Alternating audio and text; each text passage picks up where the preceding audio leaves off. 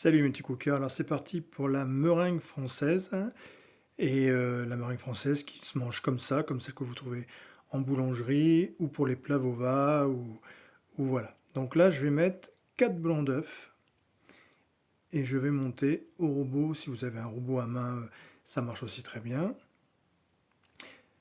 Et je vais tourner donc assez vite, et je vais monter mes blancs. Alors je mets le sel lorsqu'ils sont montés à moitié ou aux trois quarts, je mets jamais le sel au départ, parce que sinon ils vont rendre de l'eau, ça sort l'humidité de l'œuf, et du coup ils monteront moins bien parce que l'eau va alourdir vos œufs. Donc ensuite je vais prendre 200 g de sucre semoule, et je vais mettre mes 200 g lorsqu'ils sont montés aux trois quarts. Je mets donc tout mon sucre semoule directement dans mes blancs. Et je continue à tourner très fort, et vous laissez bien fouetter fort. Ensuite, même quantité de sucre glace, donc c'est très sucré, hein, la meringue française, et je remets 200 g de sucre glace. Voilà, je mélange bien pendant au moins 5 bonnes minutes encore. Plus il y a d'air qui va rentrer dans la meringue, mieux ce sera. Donc là, je diminue bien sûr avant de mettre mon sucre glace. Parce que si vous mettez toujours à fond, là vous allez en mettre dans toute la cuisine, donc on évite.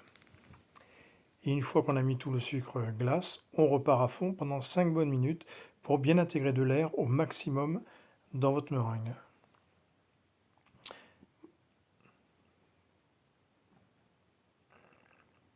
Donc ensuite, on arrête, vous allez voir. Voilà, regardez. Tout ça tient magnifiquement bien, elle est brillante, elle est parfaite. Voilà. Regardez-moi, hop, on décolle le bec d'oiseau. Et regardez-moi ce beau bec d'oiseau, magnifique. Voilà, et là, on met en poche, et moi je vais faire comme des gros fonds. En fait, vous pouvez mettre des fruits dessus, une petite glace. Là, on met la crème de marron, la chantilly, sur ces disques qu'on va faire, que je vais vous montrer maintenant. Donc on va étaler nos disques, hein. Donc là, vous voyez, et après vous pouvez les manger comme ça, comme une gourmandise aussi, ça va très bien. Mais bon, bien sûr, c'est très sucré la meringue française. Donc moi je prends une poche jetable, je coupe juste le bout, pas besoin de douille. Et on va donc étaler ensemble, vous allez voir. Je fais comme un gros fond de tarte en fait.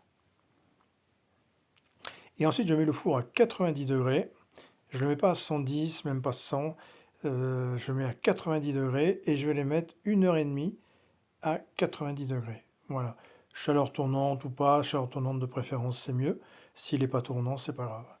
Et au bout d'une heure, 1h20, 1h30, 1h20, 1h30 à 90 degrés, c'est très bien. Pour cette taille-là, vous voyez, c'est quand même une belle proportion, hein.